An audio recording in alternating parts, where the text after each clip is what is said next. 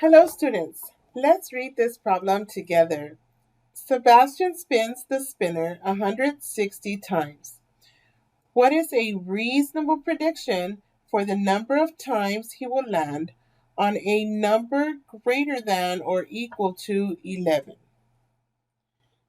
So let's go ahead and make sure that we circled or underlined or highlighted all the important information in the story problem. We also want to make sure that we box in our question. So it is, what is a reasonable prediction for the number of times he will land on a number greater than or equal to 11?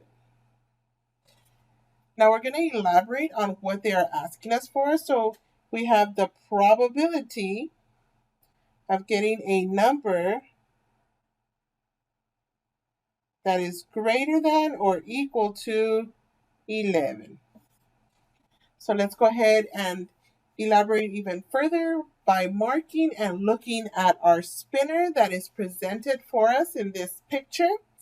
So we are looking for numbers that are greater than or equal to 11. So starting here where the arrow is at, 1. That's not greater than 11. 15, greater than 11. Yes. So I'm going to circle it. 13 is greater than 11. Yes, I'm going to circle it. 11 is not greater than, but it's equal to, and we said we could be greater than or equal to, so yes. 9 is not greater than or equal to 11. 7, less than, so not greater than. 5 is less than, not greater than. 3 is less than. So we have gone through every single number, and we found out that in this spinner, there were 3 numbers that were greater than or equal to 11. So that is our favorable outcomes. So there are 3 of those. Now remember, at the bottom, we always put our total. So in this spinner, we have a total of, and we can count them with me, 1, 2, 3, 4, 5, 6, 7, 8 sections. So that's what's going to go as the denominator. 3/8. So the probability of getting a number greater than 11 is 3/8. But that's not what the question was asking. It said, what is a reasonable prediction for the number of times he will land on a number greater than or equal to 11 if he spins 160 times? Remember that part? So now we're going to make a proportion, and I'm going to make it here as a table.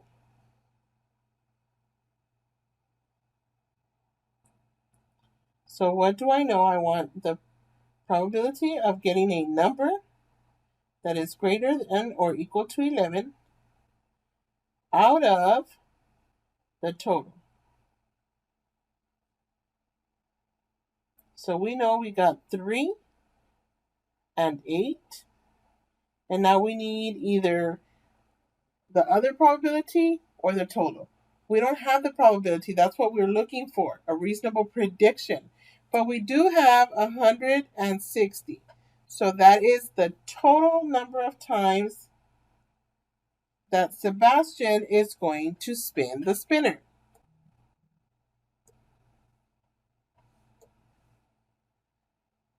And now we're going to put X up here because that's our unknown. We're trying to find out how many out of those 160 will be numbers greater than or equal to 11. So let's go ahead and see if we can't find a relationship. I think I can. 8 times 2 will give me 16. So 8 times 20 will give me 160. So if I multiply by 20 to get to this other side of the proportion, then I can multiply 3 by 20. And 3 times 20 is 60. Absolutely. So we feel that it should land about 60 times on a number greater than or equal to 11. Okay, let's think of another way we could do it. Since we got our probability of 3/8, we can just multiply because it says 160 times. We're going to do it 160 times. So 3/8 is if we just got one shot at it. If we got one chance to do it, our probability would be 3/8. But if we're going to do this 160 times, we can multiply that by 160. Now 160 is a whole number, so to turn it into a fraction, we put it over 1. And then we can just multiply across. So 3 times 160. We would multiply that, 160 times 3. 18, carry 1, 3 plus 1 is 4. So that would be 480 divided by 8 times 1 is 8. So 480 divided by 8 is 60. Okay, we got the same answer 2 different ways. We could also use cross products. We've done that one several times. And you know that we would get the same thing. So we've showed 2 different methods here. And both times we got 60. So we're going to say our answer is A, 60 times. So we go back and read the question. What is a reasonable prediction for the number of times that it will land on the number greater than or equal to 11? It's A, 60 times. So we elaborated. We used the picture to get our information. We made a proportion. We made a table with the proportion, and we used multiple ways to solve it. And we solved it, and we got 60 both times. It's your turn now.